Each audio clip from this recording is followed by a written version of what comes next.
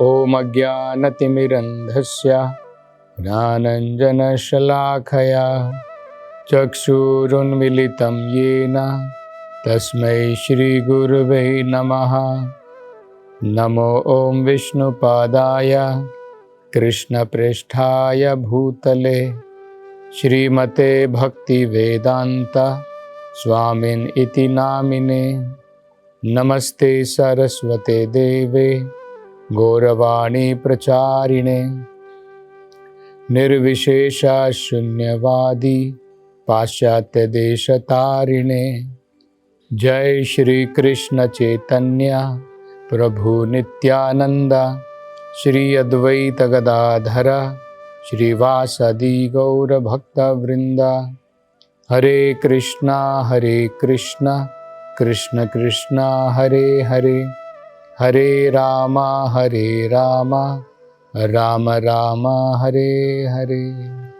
हरे कृष्ण। तो अब आगे भगवान ध्रुव जी से कहते हैं, हे ध्रुव, ये जो तपस्या होती है, यज्ञ होते हैं, ये मेरा स्वयं हृदय है। क्योंकि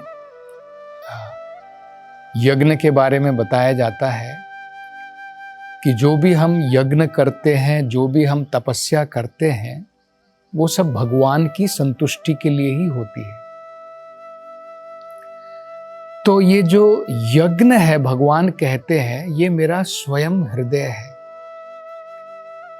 इसलिए ध्रुव, मैं तुम्हें आशीर्वाद देता हूं कि जब तुम इस भौतिक संसार में रहोगे, भगवान ने कहा था ना 36,000 साल, 36,000 ईयर्स, वो जो है एक राजा के रूप में शासन करेंगे। उसके बाद में उन्हें ध्रुव लोक की प्राप्ति हो जाएगी।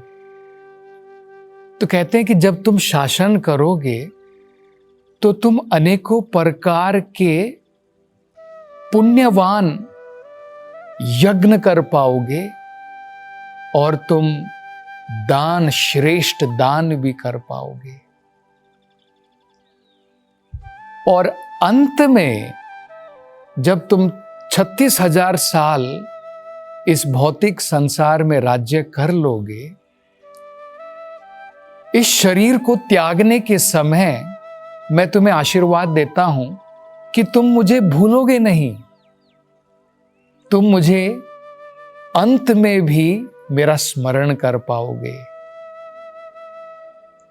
तो ये बड़ा महत्वपूर्ण आशीर्वाद जो है भगवान ने ध्रुव महाराज को दिया। अन्ते नारायण स्मृति ही। जैसे बच्चे लोग पढ़ाई करते हैं, अंत में फाइनल एग्जाम के टाइम में उसने कितनी पढ़ाई की है पता चलता है। बच्चा कहता है मैंने बहुत अच्छी बढ़िया प्रकार से पढ़ाई की है, लेकिन वो कब पता चलेगा? जब उसका एग्जाम होगा, जब उसकी परीक्षा होगी। तो जब वो परीक्षा में उत्तीर्ण होगा, तब मतलब है कि उसने बढ़िया से पढ़ाई की है। इसी प्रकार से हमने बढ़िया से भगवान की भक्ति की है, उसकी परीक्षा कब होगी? अंते, हमारे शरीर के छोड़ने के समय। अंते नारायण स्मृति। अगर हम शरीर छोड़ने के समय में हमारा मन भगवान के ऊपर लगा हुआ है, तो उसका कोई संदेह ही नहीं है कि हम भगवत धाम में वापस जाएंगे। क्योंकि ये तो भगवान ने एक नियम बताया है। भगवत गीता में भगवान ने कहा है कि जिस चीज के बारे में तुम्हारा ध्यान होता है अंत के समय में, उसी प्रकार का शरीर, उसी प्रकार की परिस्थिति, उसी प्रकार के स्थान की हमें प्राप्ति होती है। यम यम वापि स्मरण भावा त्यजति अंते कलेवरम। इस शरीर को अंत में छोड़ने के समय में यम यम वापि स्मरण भावा, जो हमारी भावना है, स्मरण की भावना है, जिस चीजों में हमारी चेतना डूबी हुई है मृत्यु के समय में, उसी प्रकार के शरीर की अगले जन्म में प्राप्ति होगी। इसलिए देख लिए कितना महत्वपूर्ण है। कई बार लोग कहते हैं ना, प्रभु जी अभी क्या जरूरत है भगवान की भक्ति करने की, अभी हम लोग जो है भोग लेंगे संसार, और जब एंड का टाइम आएगा, जब बूढ़ापा शुरू हो जाएगा, उस समय में देख लेंगे, भगवान की थोड़ी भक्ति कर लेंगे। अरे अगर हम अपने जीवन भर अगर हम तैयारी नहीं करेंगे, एग्जाम की तैयारी जो है पूरे साल करते हैं हम लोग, अंत में थोड़ी कुछ दिनों में बाकी सारे दिन स्कूल नहीं गए, किताबें नहीं पढ़ी और हम लोग सोच रहे हैं कि कुछ जादू करके अंत में परीक्षा दे दूंगा और पास हो जाऊंगा। तो ऐसा थोड़ी होता है। तो जिस प्रकार से हम पूरे साल तैयारी करते हैं, ये जो पूरा जीवन है हमारा, इसमें हमें तैयारी करनी है। इसलिए तो प्रहलाद महाराज कहते हैं ना, कौमारम आचरेत प्रज्ञो धर्मान भागवतम यहा। भगवान का भागवत धर्म, सनातन धर्म हमें कब से अभ्यास शुरू कर देना चाहिए? कौमार अवस्था से, बुढ़ापे की अवस्था से नहीं। बहुत लेट हो जाता है। फिर हम लोग कहाँ से ट्रेनिंग दे पाएंगे अपने माइंड को, अपने मन को, कि भाई हम हमेशा भगवान को याद कर पाएंगे, और जब इस शरीर का त्याग करेंगे तब भी हम भगवान का स्मरण कर पाएंगे। तो अगर हमारा मन इस संसार में पड़ा है तो हम इसी संसार के बारे में सोचेंगे तो क्या होगा? मृत्यु के बाद में दोबारा संसार में ही आना पड़ेगा। और अगर हम लोग अंते नारायण स्मृति, अंत में अगर भगवान के बारे में विचार करेंगे, भगवान के बारे में सोचेंगे, तो हमें दोबारा इस संसार में थोड़ी आना पड़ेगा। नारायण के धाम में, भगवान के धाम में, वैकुंठ धाम में हम प्रवेश कर पाएंगे। तो भगवान ने देखिए कितना बढ़िया आशीर्वाद दिया है कि, क्योंकि जनरली क्या होता है, बुढ़ापे के समय में और जब हम लोग इस शरीर का त्याग करते हैं, तो वेदों के अनुसार भी बताया और हम लोग प्रैक्टिकली भी देख सकते हैं, ये शरीर की हालत इतनी बिगड़ जाती है। गले के अंदर में कफा भरा है, शरीर के अंग काम नहीं कर रहे हैं, हमारी स्मृति भी धीरे धीरे चली जाती है, हमारी सारी इंद्रियां जो प्रबल थी, बड़ी बलवान थी, धीरे धीरे जो है वो भी बिल्कुल निर्जीव हो जाती हैं। तो कहाँ भला हम भगवान के ऊपर ध्यान लगा पाएंगे? हमारा मन तो इस शरीर के ऊपर, बीमारियों के ऊपर, हमारे जो भौतिक आसक्तियां हैं उनके ऊपर ही पड़ा रहेगा। तो इसलिए ये भगवान का आशीर्वाद जो ध्रुव महाराज को है, ये तो बहुत ही एक प्रकार से उत्तम आशीर्वाद भगवान ने दिया है कि तुम जो हो संसार को भोग भी पाओगे और 36,000 साल तक, और बाद में अंत में आशीर्वाद देता हूँ कि तुम्हें मेरा स्मरण भी रहेगा। जनरली अगर हम संसार को भोगते हैं तो भगवान का स्मरण कहाँ कर पाएंगे? तो ये तो स्पेशल भगवान ने ध्रुव महाराज के लिए आशीर्वाद दिया। लेकिन फिर भी हमें याद रखना है, ध्रुव महाराज वो किस प्रकार से भोगेंगे? वो अपनी इंद्रिय को भोगने के लिए भगवान ने नहीं कहा है। भगवान कह रहे हैं 36,000 साल तक तुम 2 प्रकार से इस संसार को भोगोगे, एक यज्ञ करके और दूसरा दान करके।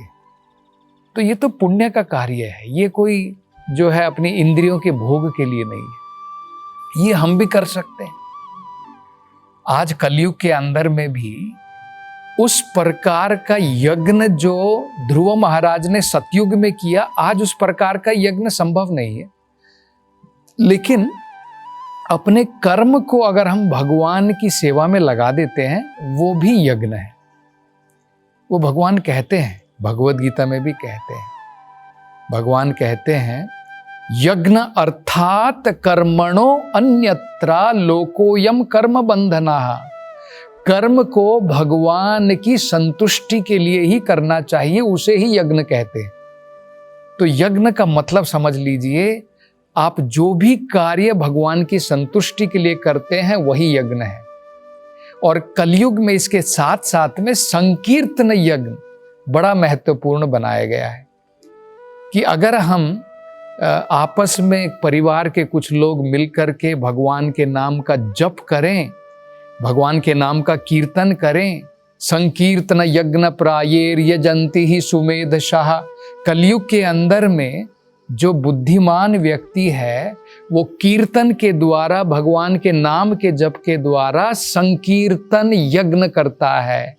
तो दो प्रकार से हम लोग भी कलयुग में यज्ञ कर सकते हैं। वो कैसे? संकीर्तन के द्वारा और अपने कर्म भगवान को अर्पण करके। जो भी हम लोग कार्य करें भगवान की संतुष्टि के लिए करें। फिर हम लोग बोलेंगे कि भाई दान कैसे करें? ध्रुव महाराज को आशीर्वाद दिया था तुम अनेकों यज्ञ कर पाओगे, तो यज्ञ तो हम लोग भी कर लेंगे, संकीर्तन यज्ञ कर लेंगे और साथ में हम लोग जो हैं अपने कर्म भगवान को अर्पित कर लेंगे। ये तो हम भी कर सकते हैं। दान कैसे करें? तो कलयुग में पैसे दान करने की जगह में सबसे बढ़िया दान बताया गया है भगवान के प्रसाद का वितरण। वो तो हम लोग कर सकते हैं, वो भी भगवान की ही कृपा है। अगर हम भगवान को प्रेम से भोग लगा करके लोगों को भगवत प्रसाद प्रदान करें, उससे बढ़ करके कोई दान नहीं है। तो जहाँ पर मंदिरों में भगवान को भोग लगा करके लोगों को प्रसाद वितरण किया जाता है, उसमें हम दान कर सकते हैं, तो ये भी हो जाएगा। और जब हम हरे कृष्णा मंत्र का जप भी करेंगे तो कॉन्स्टेंटली 24 घंटे अगर इस प्रकार से अपने कर्म भगवान में लगा दिए और भगवान के नाम का जप भी कर रहे हैं और लोगों को हम भी प्रसाद ले रहे हैं और लोगों को भी प्रसाद का वितरण कर रहे हैं, तो भला फिर हम भगवान को अंत में क्यों याद नहीं कर पाएंगे? तो जो फैसिलिटी भगवान ने ध्रुव महाराज को दी है हमें भी प्राप्त हो सकती है अगर हम भी अपने जीवन में ये सारी चीजें अपना लें। और इसके बाद में भगवान कहते हैं कि ध्रुवा 36,000 साल संसार में भोगने के बाद मैं तुम्हें ध्रुवलोक की प्राप्ति कराऊंगा। ये ध्रुवलोक जो है कोई ऑर्डिनरी नहीं है, स्वयं भगवान का ही लोक है। उसका नाम भगवान ने ध्रुवलोक बना दिया है, अन्यथा वो वैकुंठ लोक ही है। तो श्वेता द्वीप, जैसे हमने पिछली कथा में इसके बारे में चर्चा की थी कि इस ब्रह्मांड के अंदर में भी भगवान का एक द्वीप है जिसे श्वेत द्वीप कहते हैं। आपने देखा होगा ना, जैसे अमेरिका या हर एक देश की एक एम्बेसी होती है हर एक जगह पर, जैसे दूतावास कहते हैं। जैसे भारत का दूतावास या एम्बेसी जो है अमेरिका में भी है, अमेरिका की एम्बेसी इंडिया में भी है। तो उस एम्बेसी के अंदर में अमेरिका के ही कानून लागू होते हैं, भारत के नहीं, क्योंकि वो उनकी एम्बेसी है। इसी प्रकार से भगवान की एम्बेसी इस भौतिक संसार में भी है। भगवान के आध्यात्मिक संसार में तो वैकुंठ लोक हैं, इस भौतिक संसार में भी जब भगवान आते हैं तो अपनी एम्बेसी में आते हैं, तो उसे जो है श्वेत द्वीप कहते हैं। तो उसी श्वेत द्वीप में ये ध्रुवलोक है। तो मतलब भगवान ने अपना ही लोक जो है ध्रुव को प्रदान किया है। यद गत्वा न निवर्तन्ते, वहां पर जाने के पश्चात संसार में वापस आने की जरूरत नहीं पड़ती है, ये भगवान ने बताया है। तो ये भगवान का परम लोक है और ये भगवान ने जो है आशीर्वाद ध्रुव महाराज को दिया। तो देखिए ध्रुव महाराज को क्या क्या प्राप्त हुआ। ध्रुव महाराज की सारी इच्छाएं भी पूर्ण हो गई। जो उन्होंने इच्छा की थी, उनकी क्या इच्छा थी? उनकी इच्छा थी कि मैं अपने पिताजी, अपने दादा, परदादा, सबसे भी ज़्यादा बढ़ कर के मुझे जो है पदवी स्थान की ज़रूरत है। तो भगवान ने बताया था कि दुरापम है, बड़ा मुश्किल है, लेकिन फिर भी मैं तुम्हारी इच्छा पूरी करूंगा। ब्रह्मा से भी ज़्यादा बड़ा स्थान भगवान ने दिया। उसको भी समझने का प्रयास करेंगे, ये ब्रह्मा से भी बड़ा स्थान कैसे है? ब्रह्मा से भी बड़ा स्थान कैसे है ध्रुवलोक? उससे भी बड़ा स्थान है। तो ये भी भगवान ने पूर्ण किया। और जिन्होंने उनका अपमान किया था, चाहे वो सुरुचि उनकी जो है सौतेली माँ जो थी वो हो, उनको सबको सजा भी प्राप्त होगी। और जो वो एक प्रकार से बदला लेना चाहते थे वो भी भगवान ने पूर्ण कर दिया कि ठीक है, उनको वो सजा भी प्राप्त होगी क्योंकि उन्होंने ये अपराध किया है। वो भी उनका पूर्ण हो गया और भगवान के साक्षात दर्शन भी हो गए। और भगवान ने कहा कि 36,000 साल संसार में भी तुम जो हो यज्ञ और दान के द्वारा संसार को भी भोगोगे, और अंत में ये आशीर्वाद भी है कि तुम मुझे नहीं भूलोगे। और उसके बाद में सब कुछ देह त्यागने के बाद में तुम सीधा ध्रुव लोक में जाओगे जो मेरा ही लोक है, और वहाँ से वापस आने की संसार में कोई ज़रूरत नहीं पड़ेगी। तो ये भगवान ने जो है सारे प्रकार के आशीर्वाद ध्रुव महाराज को दिए। और उसके बाद में भगवान ने जो है, जब ध्रुव महाराज ने भगवान की पूर्ण रूप से उपासना की तो भगवान जो है वापस अपने गरुड़ देव के ऊपर बैठ करके वापस अपने वैकुंठ लोक को चले जाते हैं। और यहाँ पर ध्रुव महाराज जो है वो भी अब वापस घर की तरफ लौट रहे हैं, लेकिन उनको इतने सब बड़े बड़े आशीर्वाद प्राप्त होने के पश्चात भी उनका मन अशांत है, उनका मन शर्म से भरा हुआ है कि मैं भगवान के पास में गया, मैंने भगवान की उपासना की, लेकिन मैं कितना नीच हूँ, मेरे मन के अंदर में कितनी प्रकार की भौतिक इच्छाएं लेकर के मैंने भगवान की उपासना की। ये सब कुछ प्राप्त होने के बाद भी ये जो हैं ध्रुव महाराज असंतुष्ट हैं, उनको संतुष्टि नहीं है, और इसी असंतुष्टि के साथ अब वो घर को वापस जा रहे हैं। तो विदुर ये प्रश्न पूछते हैं मैत्रेय ऋषि से कि क्यों ध्रुव महाराज जो है, क्योंकि भगवान के लोक की प्राप्ति एक जीवन के अंदर में संभव नहीं है। ध्रुव महाराज को ये सब प्राप्ति हुई और ध्रुव लोक जो है वो भगवान का ही लोक है, भगवान के साक्षात दर्शन प्राप्त हुए, लेकिन इसके बाद भी जो है ध्रुव महाराज संतुष्ट क्यों नहीं है। और उनके लिए उन्होंने शब्द का प्रयोग किया है, वो कहते हैं कि ध्रुव महाराज बिल्कुल परमहंस की भांति हैं, लेकिन फिर भी वो संतुष्ट क्यों नहीं हुए।